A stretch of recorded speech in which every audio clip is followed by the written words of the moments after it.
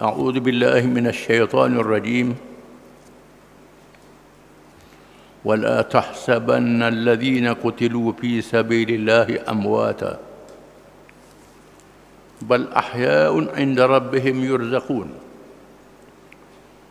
فرحين بما آتاهم الله من فضله ويستبشرون بالذين لم يلحقوا بهم من خلفهم ألا خوف عليهم ولا هم يحزنون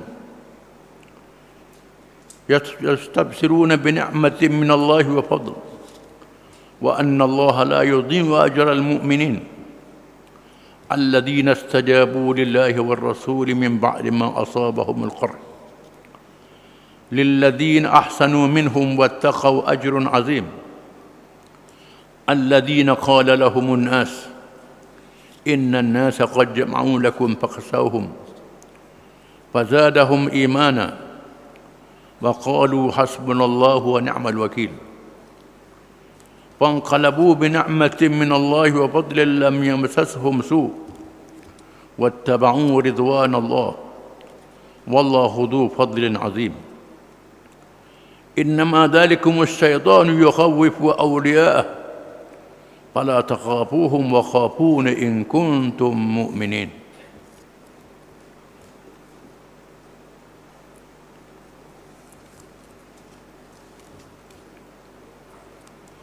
Dan jangan sekali-kali engkau menyangka orang-orang yang terbunuh, yang gugur syahid, perjalanan Allah itu mati. Mereka tidak mati, bahkan mereka adalah hidup secara istimewa di sisi Tuhan mereka dengan mendapat rezeki. Mereka juga bersukacita dengan kurniaan Allah balasan mati syahid yang telah dilimpahkan kepada mereka. Dan mereka bergembira dengan berita baik mengenai saudara-saudara mereka orang-orang Islam yang sedang berjuang, yang masih tinggal di belakang, yang belum mati dan belum sampai kepada mereka, iaitu bahawa tidak ada kebimbangan dari berlakunya kejadian yang tidak baik terhadap mereka, dan mereka pula tidak akan berduka cita. Mereka bergembira dengan balasan nikmat dari Allah dan limpah kurnia-Nya. Dan ingatlah bahawa Allah tidak menghilangkan pahala orang-orang yang beriman, iaitu orang-orang yang menjunjung perintah Allah dan Rasulnya supaya keluar menentang musuh yang menceroboh. Sudah mereka mendapat luka cedera di medan perang Uhud. Untuk orang-orang yang telah berbuat baik di antara mereka adalah yang di antara mereka yang bertakwa. Ada balasan yang amat besar. Mereka juga ialah yang diberitahu oleh orang-orang kepada mereka bahawa kaum kafir musyrik telah mengumpulkan tentera untuk memerangi kamu. Oleh itu hendaklah kamu gurun kepadanya. Maka berita itu makin menambahkan iman mereka. Lalu mereka berkata, cukuplah Allah untuk menolong kami, dan ia sebaik-baik pengurus yang terserah kepada segala urusan kami.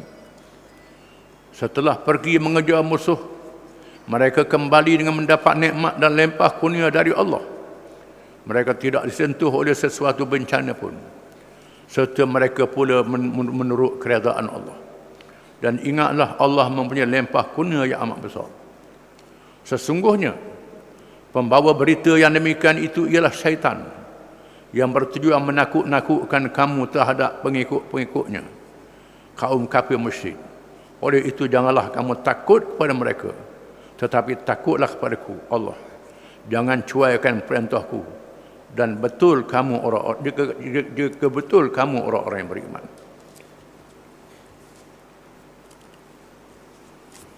Setelah kita baca dalam ayat yang terdahulu, cakap-cakap orang munafik yang berkata selepas perang Uhud, orang munafik berkata, kalaulah kamu tak pergi perang macam kami tak mati. Lalu Allah kata kepada mereka, sila kamu tahan mati, boleh tak mati?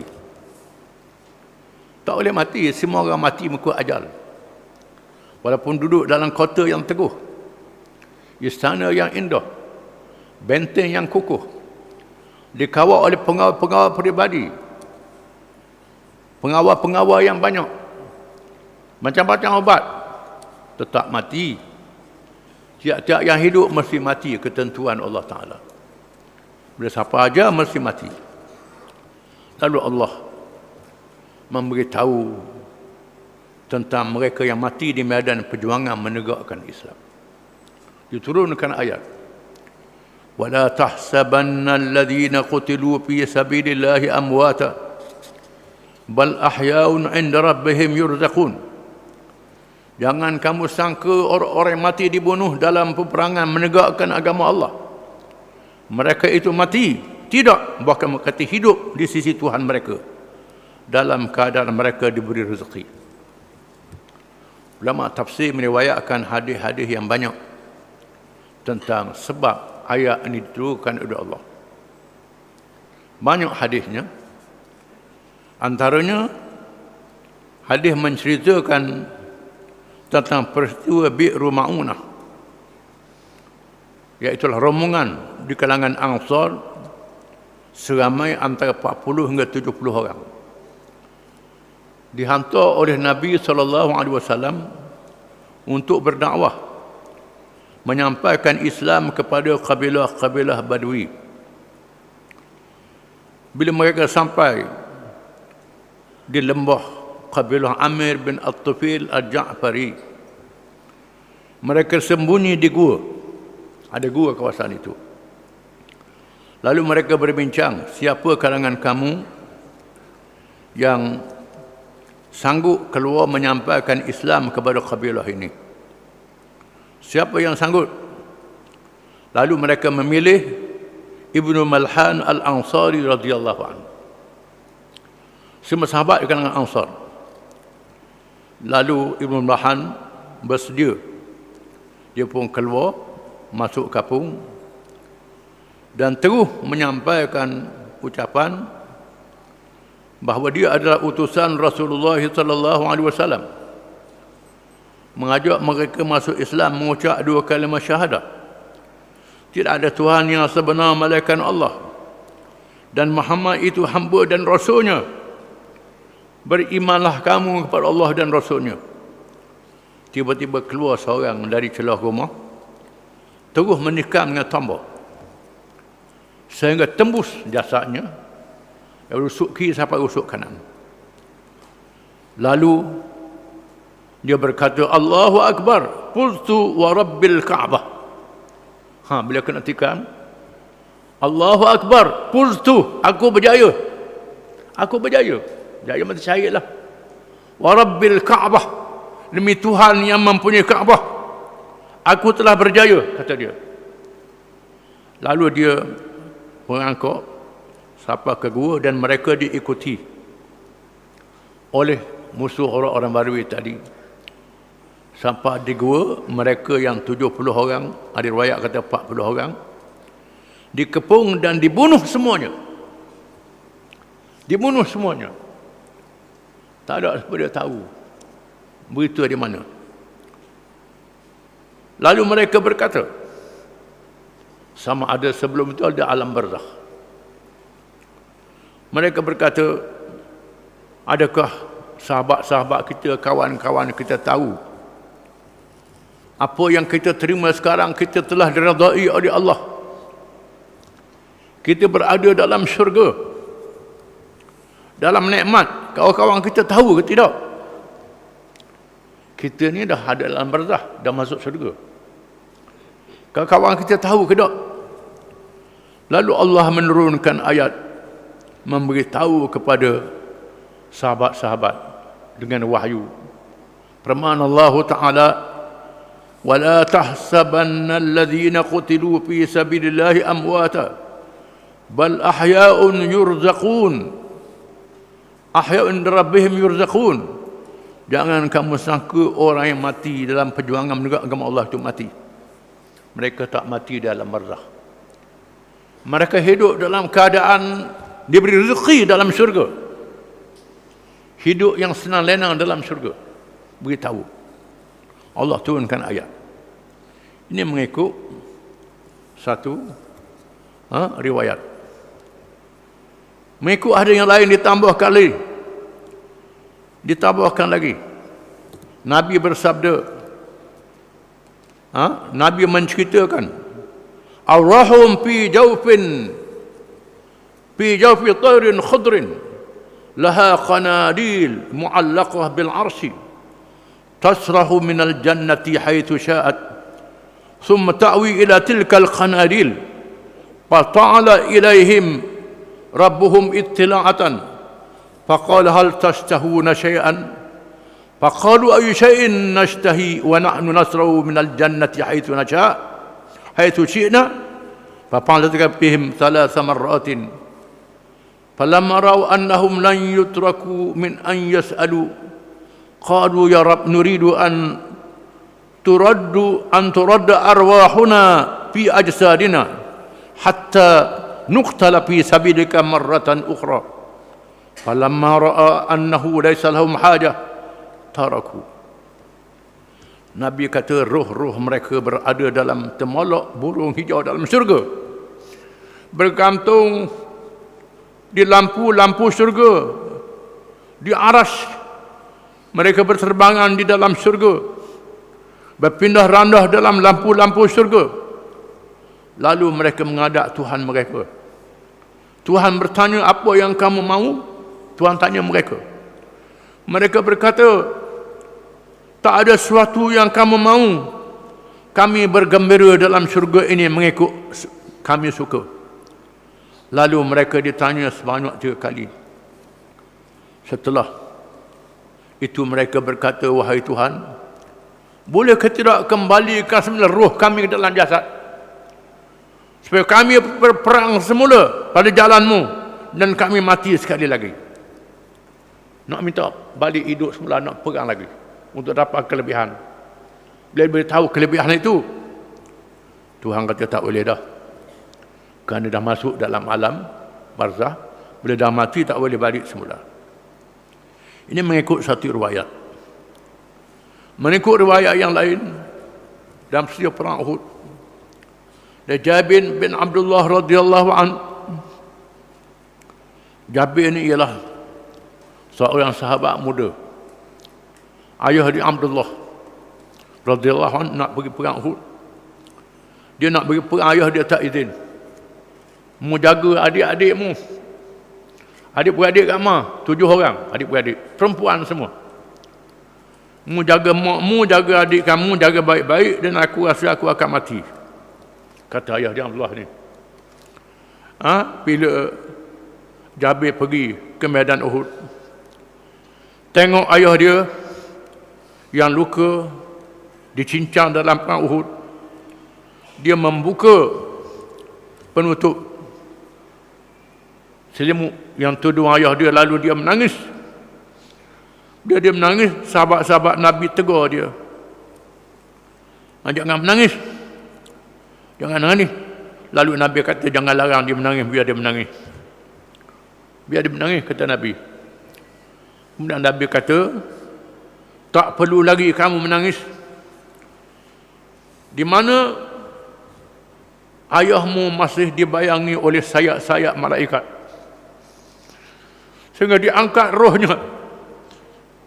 Roh akan diangkat, roh malaikat memayungi jenazah ayahmu, kata Rasulullah pada Jabir. Manakala kawan-kawanmu mati dalam perang Uhud, Allah Ta'ala jadikan roh mereka dalam temolok burung yang hijau. Mereka berterbangan di dalam syurga, memakan buah-buahnya, dan pergi di bawah aras, dan mereka memakan dan minum makanan minuman yang lazat dalam syurga. Kemudian mereka berkata, mudah-mudahan kawan-kawan kami yang ada di dunia tahu apa yang kami terima sekarang ni, supaya mereka bersemangat untuk berjihad. Wahai Tuhan, kembalikanlah kami ke alam dunia untuk kami beritahu. Tuhan kata, tak boleh dah. Kamu telah dikembalikan kepada aku, tak boleh hidup semula. Ini hadis-hadis yang menyebut tentang kelebihan mereka yang mati syahid. Allah Ta'ala mengatakan bahawa mereka itu hidup di alam barzakh, tidak mati sekali-kali. Kita nampak je mati, tapi ruh mereka hidup di alam barzakh. Berbeza dengan ruh-ruh orang yang lain, mereka berada dalam keadaan yang gembira dan tenang, sehingga minta untuk balik semula ke alam dunia. Disebut dalam hadis, Nabi bersabda, aku nak supaya aku berjuang dan aku dibunuh. Aku hidup semula. Aku dibunuh lagi. Aku dihidup semula. Aku dibunuh lagi, kata Nabi beberapa kali. Demi mendengar kelebihan mereka yang mati dalam perjuangan untuk menegakkan Islam. Oleh kerana itulah, maka orang Islam berebut untuk mati bagi menegakkan agama Islam, bukan berebut untuk hidup. Kita dak belajar ilmu dak lu bila jangan mati. Sahabat-sahabat nak mati. Kita ni biar dak lu. Biar dak lu, biar dak mati. Kalau boleh mereka nak mati, Allah Ta'ala jadikan payah untuk mati. Dan mereka menang dalam perjuangan dengan pertolongan Allah Ta'ala. Mati syahid ni bukannya mudah. Mati syahid ni orang yang dipilih oleh Allah Ta'ala, diberi oleh Allah Ta'ala. Usaha nak mati syahid, tak mati. Mati di atas pemedan ni. Khalid bin Walid yang disebut kisahnya tadi, seorang penglima yang menunjukkan keikhlasannya, mati di atas hamparan. Mati di atas lembek. Dia sakit, mati, dia menangis. Lalu orang kata ke dia, wahai Khalid, menangis apa? Mu banyak berjuang. Zaman Nabi mu berjuang, zaman Abu Bakar mu berjuang, zaman Umar mu berjuang. Banyak perjuanganmu, sehingga tubuh dia penuh dengan parut luka Khalid bin Walid ni. Mu banyak berjuang. Kata Khalid, aku berjuang bersungguh-sungguh sejak zaman Nabi, zaman Abu Bakar, zaman Umar, aku harap aku mati di medan perang. Tiba-tiba mati di atas hamparan. Hina mati aku macam mati buta, dia kata. Mati aku ni mati hina, tak mati medan perang. Dia nak mati di medan perang. Bila mendengar janji daripada Allah Subhanahu wa Ta'ala, farahina bima atahumullahu min fadlih, mereka yang mati syahid itu bergembira dengan apa yang Allah Ta'ala beri kepada mereka daripada kelebihan dalam syurga. Wa yastabshiruna billadzi lam yahiqu bihim alla khawfum alaihim wa la hum yahzanun. Mereka bergembira dan mereka nak beritahu berita gembira kepada rakan-rakan mereka yang ada dalam dunia. Nak beritahu, nak royak rakan mereka yang ada atas dunia ni bahawa mereka telah mendapat nikmat yang besar dalam syurga kerana perjuangan ini. Nak beritahu bahawa mereka tak takut, mereka tak sedih tinggal keluarga dengan sebab mereka mati. Allah Ta'ala memberi jaminan bila mereka mati syahid, mereka boleh memberi syafaat sekurang-kurangnya 70 orang keluarga yang masuk neraka. Keluarga yang masuk neraka boleh beri syafaat selamat dari neraka. Seorang yang mati syahid. Dengan sebab itulah orang Palestin hari ini gembira bila ada anak, ada keluarga mati syahid. Orang Palestin yang nama Yahudi hari ini berebut supaya ada keluarga yang mati syahid. Lepas seorang, kerana mereka tahu kelebihan seorang mati syahid ni boleh tolong 70 orang keluarga dia yang masuk neraka. Selamat daripada neraka.